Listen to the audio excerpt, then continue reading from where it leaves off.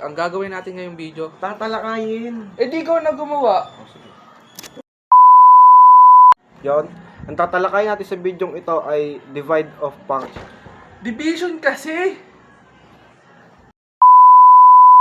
Tatalakayin natin sa bidyong ito ay ang operation division of function. Ano ba yan? Dapat kasi nagpapahinga na ako dito. Sino bagsamin mo ah? Tara na, simulan natin. Ang unang step natin ay isusulat yung given ng F at given ng G.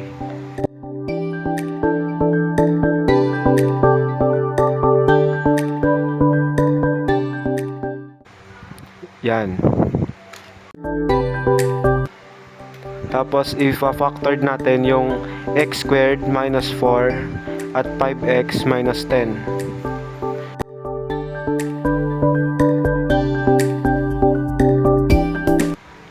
Pag na-factor natin yung x squared minus 4, doon naman tayo sa may 5x minus 10. Ang kukunin sa 5x minus 10 is yung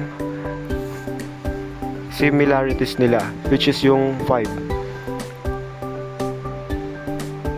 5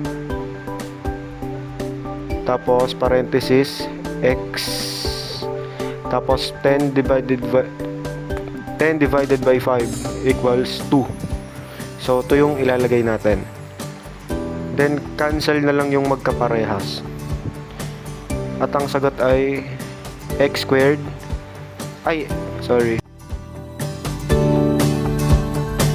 x plus 2 over 5.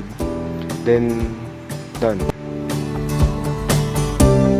And let's proceed to the next step. Be f over h of x. So ngayon, equivalent lang natin siya.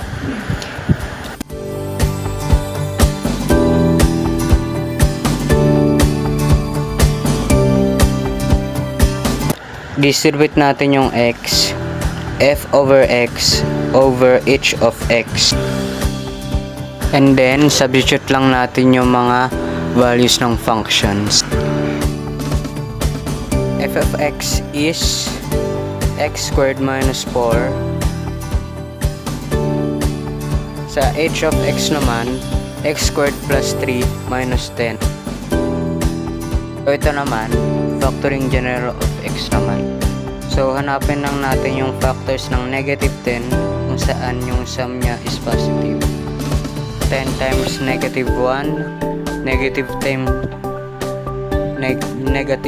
times 1, 5 times negative 2, negative times 2, negative 2 times 5. So saan dito yung may sum niya? Yung positive 3, and that is 5, and that is 5 times 2. 5 times negative 2, negative 10. 5 times negative 2, positive. Factor naman tayo. Factor natin si numerator. So, na-factor na natin to kanina. Square root ng first term. And then, factor natin yung denominator natin. Factor decrease. X plus 5. Then, x minus 2. And then, cancel natin yung magkapareho. And that is x minus 2. So malitira na lang x plus 2 sa numerator at sa denominator x plus 5. The final answer is x plus 2 over x plus 5. And now, let's proceed to the next topic, which is ang function natin is g over h of x. Then, gagawin natin siyang g of x over h of x. Then, substitute natin yung values nila over values ng function natin, which is yung g of x is 5x minus 10. Then, yung h of x is x squared plus 5x minus 10. Then, ifa-factor natin siya. Yung common factor ng g of x is 5. Then, i-divide natin yung 10 sa 5, which is magiging x minus 2. Then yung factor naman ng h of x is x plus 5 and x minus 2. Then, ika-cancel natin yung x minus 2. Then, ang magiging answer niya is 5 over x plus 5. Dito na nagtatapos ang video natin. So hanggang... mali sagot mo eh. Bakit? May sinabi ba ako? Ikaw itong nagsabi Meron. Kaya kung ayaw nyo matulad sa magkaibigan na yon, ay lagi kayong manood sa amin.